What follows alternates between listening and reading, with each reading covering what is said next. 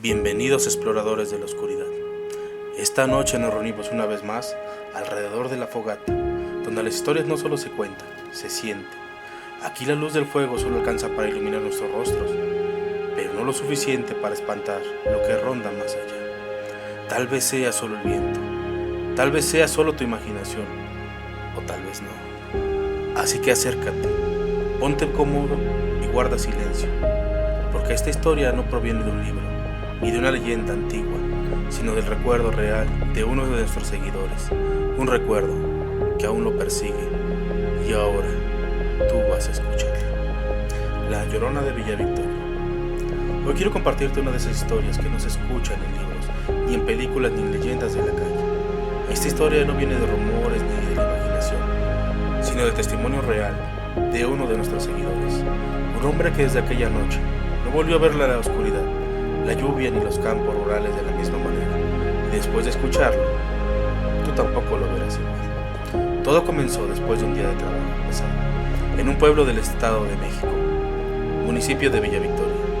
Era uno de esos días fríos y nublados, en los que el cielo se siente pesado, como si cargara algo más que agua.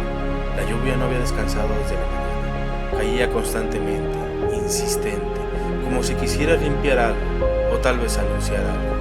La tarde terminó rápido, las nubes negras se tragaron el sol antes de tiempo, y la noche llegó con una velocidad extraña.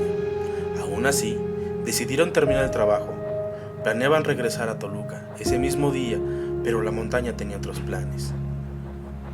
Cuando bajaron el camino con la camioneta, el lodo era una trampa. Las llantas giraban sin avanzar. Primero hubo frustración, luego desesperación, luego silencio. El tipo de silencio que solo aparece cuando todos saben que ya no hay remedio. Intentaron empujar la camioneta con tablas, piedras, ramas, pero era inútil. Las botas se hundían, el frío se colaba entre la ropa mojada, y lo único que quedaba por hacer era aceptar la realidad. Tenían que bajar caminando, y así comenzó el descenso. Nuestro seguidor recuerda perfectamente ese tramo: el viento frío, el sonido del agua escurriendo por todos lados, la linterna alumbrando apenas unos metros, y más allá, solo oscuridad. A cierta altura de la vereda se escuchaba un río que corría con fuerza por la lluvia. No se veía, pero se escuchaba claramente, como si los estuviera siguiendo desde abajo, marcando el camino hacia la salida. No hablaban, solo caminaban, y cuanto más avanzaban, más fuerte se oía el río y más pesados se sentían los pasos. Dice que en este punto del camino comenzó a sentir una inquietud extraña. No era miedo todavía, era una sensación algo peor, la sensación de estar siendo observado, como si hubiera algo escondido entre la lluvia, algo que no podía ver, pero sí podía verlos a ellos. Había una esquina muy marcada en el camino, justo donde el sendero cruzaba frente al río y se une a la calle principal. Ese era el punto que estaba buscando. Ahí empezaba lo seguro, lo conocido, el camino de salida hacia Toluca. Y justo ahí pasó algo que nunca olvidaron. Antes de llegar a la esquina, se escuchó un sonido completamente diferente a todo lo que habían escuchado en su vida. No fue un grito, no fue una palabra, fue un lamento largo, profundo y cargado de dolor. Un lamento tan triste, tan humano y tan inhumano al mismo tiempo, que nadie supo reaccionar. Los 4 hombres que caminaban se quedaron quietos, no porque quisieran detenerse, sino porque el cuerpo simplemente no les permitió dar otro paso. La lluvia seguía cayendo, pero en ese instante todo lo demás se apagó. No se escucharon grillos, ni viento, ni hojas, ni animales. El mundo se quedó sin sonido, excepto por ese lamento. Fue entonces cuando lo vieron. Del lado del río emergió de la oscuridad. Parecía la figura de una mujer. Al principio parecía solo una sombra, una silueta borrosa por la lluvia, pero mientras avanzaba, algo empezó a verse claramente. No tocaba el suelo, no caminaba, se deslizaba. Su cuerpo parecía hecho de humo, de niebla, y sin embargo tenía forma. Se podía distinguir los contornos de su rostro, aunque no se alcanzaba a ver los ojos. El cabello caía largo, oscuro, moviéndose a pesar de que no soplaba bien. El vestido era blanco, pero no blanco limpio, sino un blanco envejecido, antiguo, casi amarillento, como si perteneciera a alguien que ya no debería estar en este tiempo. Pasó justo frente a ellos, a una distancia tan corta que cualquiera que estuviera vivo Habría escuchado su respiración, el roce de la tela, los pasos, pero ella no generó ningún sonido. Lo único que la rodeaba era un frío brutal, como si cada gota de lluvia que pasaba por su alrededor se congelara.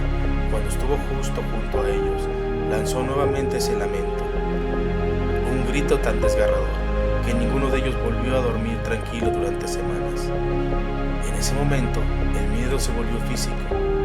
Dice que sintió una presión en el pecho como si algo invisible le estuviera sujetando los pulmones. Intentó gritar, pero la voz no salió. Intentó correr, pero las piernas no respondieron. Intentó cerrar los ojos. No pudo dejar de verla. La mujer siguió su camino, avanzando lentamente hacia el cerro, como si buscara a algo o a alguien. Nadie se movió hasta que la figura se perdió entre los árboles y la oscuridad. Solo cuando dejó de verse, el cuerpo respondió de nuevo. Se miraron entre ellos y sin decir una palabra, comenzaron a caminar casi por inercia. La lluvia volvió a escucharse. El viento volvió. El mundo volvió a funcionar como si nada hubiera pasado. Pero sí pasó. Cuando llegaron a la carretera y por fin pudieron hablar, ninguno mencionaba la palabra Llorona, y sin embargo, todos sabían exactamente quién había sido.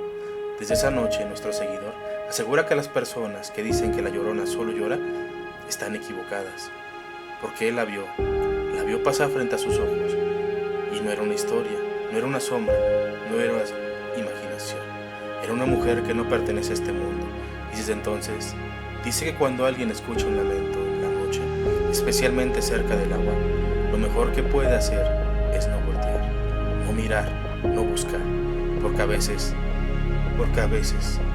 ella no solo llora, a veces pasa. Si esta historia logró ponerte la piel fría, imaginarla, vivirla en carne propia como nuestro seguidor, aquí esta noche alrededor de la fogata, recordamos que el mundo no es tan sencillo como lo creemos y que hay cosas que siguen caminando entre nosotros cuando el resto duerme. Antes de irte, no olvides suscribirte, dejar tu like y activar la campanita para que no te pierdas la próxima reunión. Y ahora dime en los comentarios, ¿tú también has visto o escuchado algo que no puedes explicar? Tal vez la próxima historia alrededor de la fogata sea tu